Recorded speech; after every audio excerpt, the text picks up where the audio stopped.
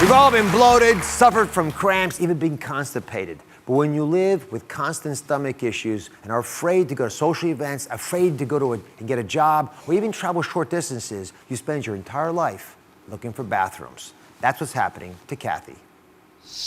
My stomach has controlled my life since high school. I 100% don't know what it's like to live a normal life. I get stomach pains after practically every meal. It seems like anything can set my stomach off. Things like cheese, yogurt. I love eggs, particularly scrambled. I do love ice cream, who doesn't? And I can't eat that. My stomach pays for it. Even soy sauce affects me. I get gas pains, diarrhea. Sometimes I can't walk, and I feel myself getting sick immediately. I'm constantly on the go with my job, and it's scary for me because I don't know where there's a bathroom. One time, I was at a work event, and I got a simple veggie wrap, nothing that I would think would make me sick. Sure enough, I got sick, and I ended up having to go to the bathroom for 20-30 minutes. It was so embarrassing. My stomach issues are ruining my social life. I'm married, and sometimes I have dates planned, and I have to skip out on it. But it's not just with my husband, it happens with friends sometimes. It happens for family events. When an attack comes on, I try to ease the pain. I try different positions, and I'll have some ginger ale. There's no way to make the pains go away. I don't really like taking medicine, so I kind of avoid that route, but the times that I have, it hasn't really helped. One doctor thought it was an ulcer, and I was tested for that. Wasn't an ulcer. Another doctor thought maybe I was lactose intolerant. I did that test, and it came back inconclusive. It's very frustrating because there's no answers. I don't know what causes it. I don't know how to fix it. I don't know what to do. Kathy's joining us. You've been in pain for 13 years now. And like most folks who have these sort of stomach issues that are diffuse, it's hard to get answers. What's that been like?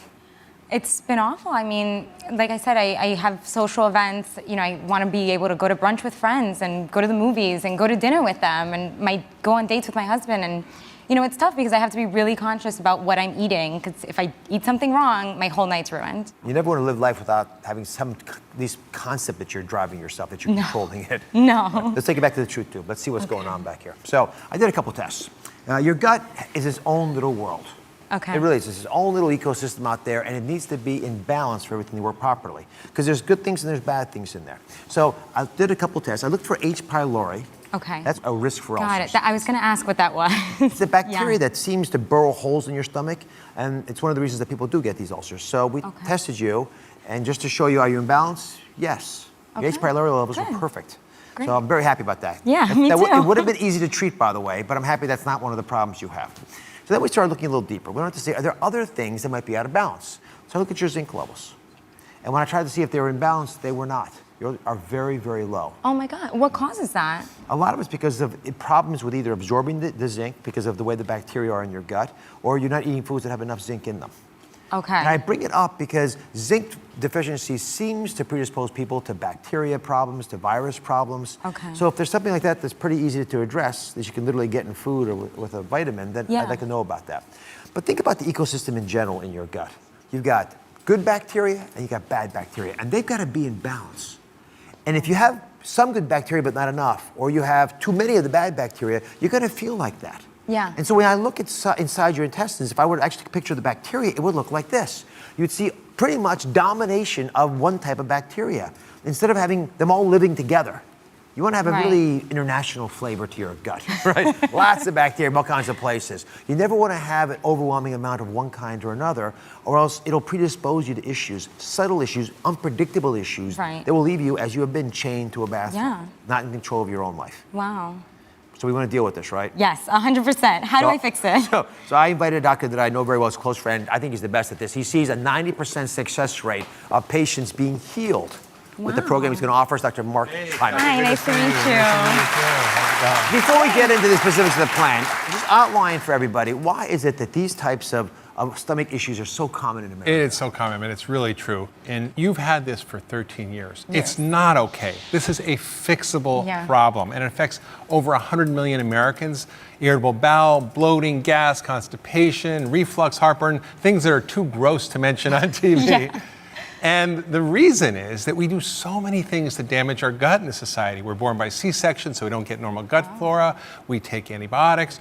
We eat foods that are super poor in fiber and full of sugar and processed ingredients that don't give your gut the food that it needs to create the right bacteria, so you get a lot of bad ones. And you take all kinds of gut-busting drugs like antibiotics, anti-inflammatory drugs, acid blockers. There's 200 over-the-counter drugs. You know why there's so many? Because they don't really work.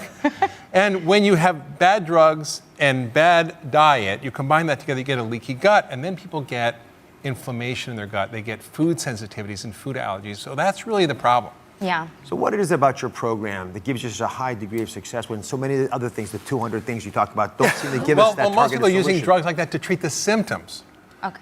And not the causes. The key is to treat the root cause and to deal with the things that are bothering your gut and get rid of them and put in the things your gut needs. That's why we've created a three-pronged approach that's going to fix your gut for good. And so many people have this, and it applies to so many people because it doesn't just affect your digestion. Your gut affects everything. So getting your gut right is so important for so many people. So the 3 steps are, we're going to remove the things that are a problem. Okay, tell me what those are. I will. We'll get to those in a minute. The bad foods that are bothering you, and then we're going to replace the things that are missing that are going to help your gut to restore its normal function to good bugs. And then we're going to repair the lining of the gut so we heal that leaky gut, and you'll get better once and for all. I'm so excited. We're going to break the Let's do change this. to the bathroom? Yes. All right. Let's go. She's into it. When we come back, the gut check plan to calm your stomach and heal irritable bowel. Stay here. Whether it's everyday bloating, cramps, upset stomach, or serious problems like irritable bowel syndrome, chronic stomach issues can keep you from living your life to the fullest. But Dr. Hyman's here. He's giving us his gut check plan. Everyone can use this plan to calm their stomach pains and even heal IBS. Now, it's a 3-pronged approach. You mentioned just before the break. Can remove, replace, and repair. That's just what Kathy needs to unchain herself. So the first step is rapid removal. If you don't mind, this is a brand new approach. So explain what's so critical here. Yeah, what's so different is that most plans take 12 weeks. This is 2 weeks. Anybody can do it. Wow. And you have to get rid of certain foods that are irritating and hard to digest or can be sources of common food allergens.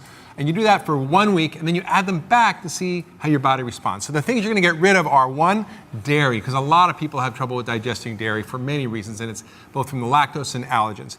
Then gluten, which is one of the biggest gut busters in the planet. And then second is grains, all grains, because grains can be hard to digest and ferment, and the bad bugs turn into gas, which cause problems. I naively asked why corn was a grain, by the way. And it makes sense, actually. It's a grass, And by the right? way, corn is not dairy, because I've never seen a cow lay an egg. So people get confused. They think cows are dairy, eggs are dairy, but they're not. Okay, that's true. It's a good point. And then you've got soy sauce and soybeans, because soy is often a common allergen as well. It can be hard to digest. And then all beans. Because beans, you know what they say about beans. I won't say it on television. Wait, why the soy sauce? Because soy sauce contains gluten, number 1. Oh. And 2, because soy is a very hard to digest protein. It's a very hard to digest bean.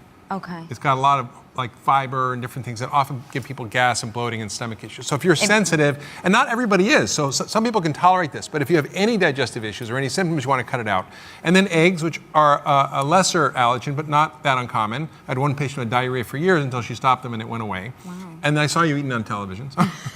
And then, I did, I like eggs. Yeah, and then peanuts. So those are the things you want to get rid of for a week. Okay. And now, walk us through week 2. Now we're going to go through week 2 when you get to add them back.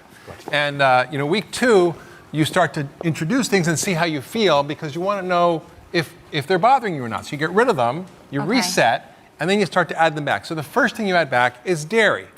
And see how you feel. I know you love ice cream. I saw you eat. I do. And cheese. And cheese. So you got to add that back and see how you feel. And if you notice you run to the bathroom, keep it out. Keep it out. And then gluten is the next thing. Add back gluten, see how you feel. Same thing, your body responds to these foods right away. You'll notice. That's a tough one. And then grains, you add back other grains like rice or quinoa, buckwheat, other grains you can add back.